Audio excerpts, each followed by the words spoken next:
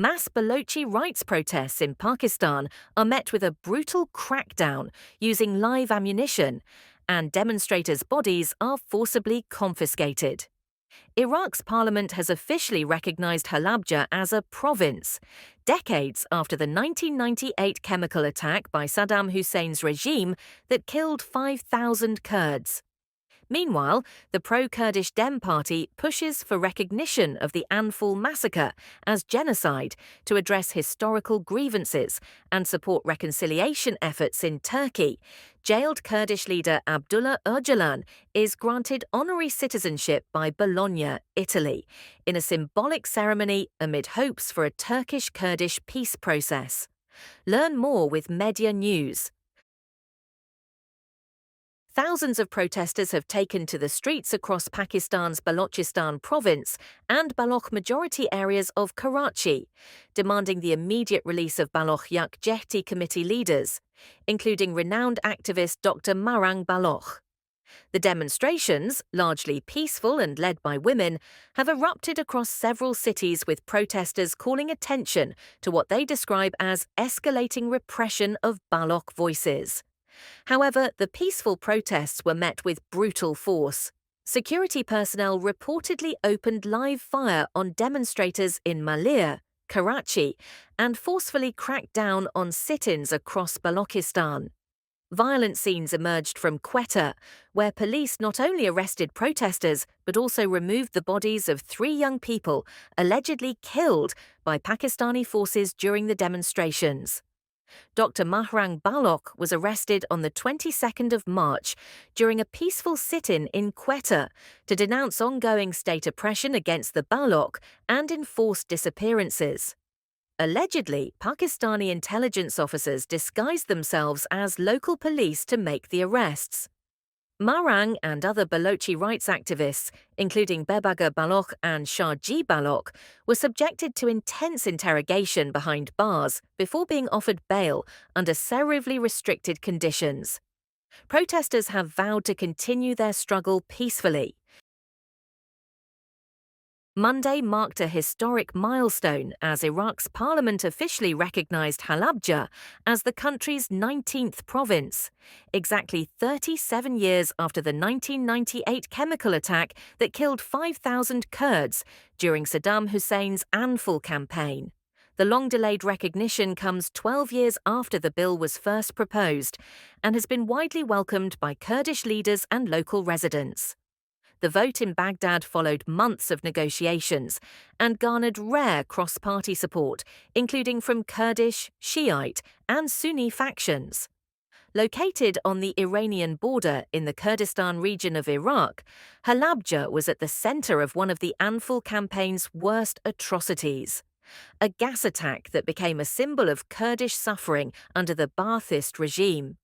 PUK leader Barfel Talabani called the decision a historic day, and Halabja Mayor Nuksha Nasi, now Iraq's first female governor, said it was a step toward sustainable peace for the region.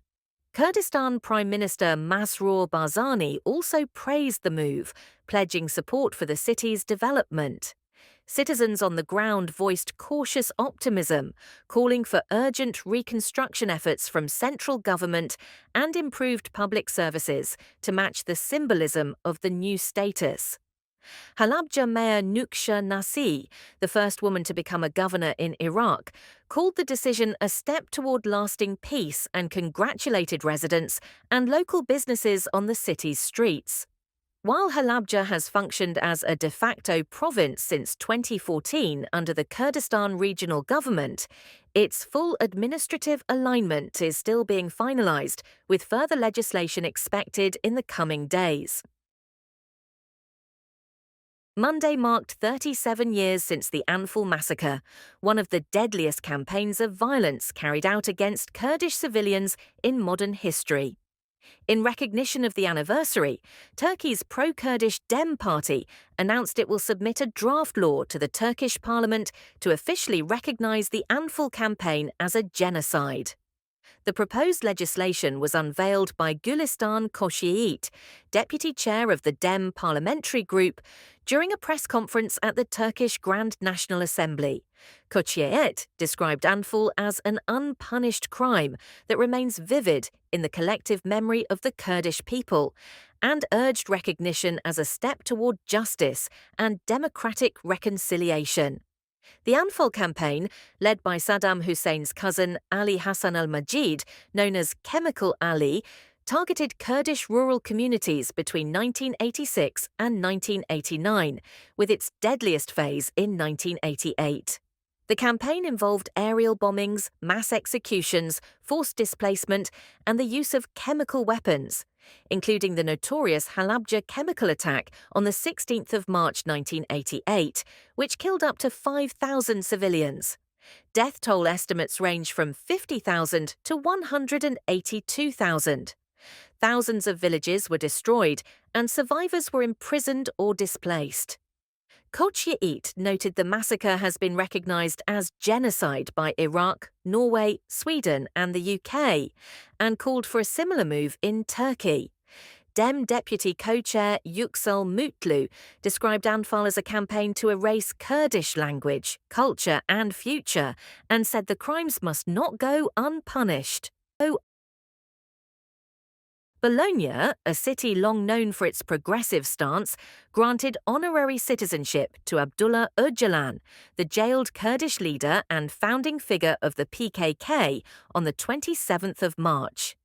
The symbolic certificate was officially presented on the 14th of April at a public ceremony held in a Curzio palace, attended by Kurdish representatives, civil society groups, and local officials. The certificate was handed to Öcalan's nephew, MP Umar Öcalan, from the pro-Kurdish People's Equality and Democracy Party, or DEM Party. Organisers and city councillors described the act as a call for renewed peace and dialogue in Turkey and the broader Middle East. They said it also recognised Öcalan's political philosophy, which centres on democratic confederalism, gender liberation, and ecological balance. The event reignited international calls for Öcalan's release and underscored growing solidarity with the Kurdish movement across Europe. Öcalan has been held in solitary confinement on İmralı Island since 1999. Despite limited access to legal counsel or family, his ideas continue to influence grassroots movements, particularly in North and East Syria.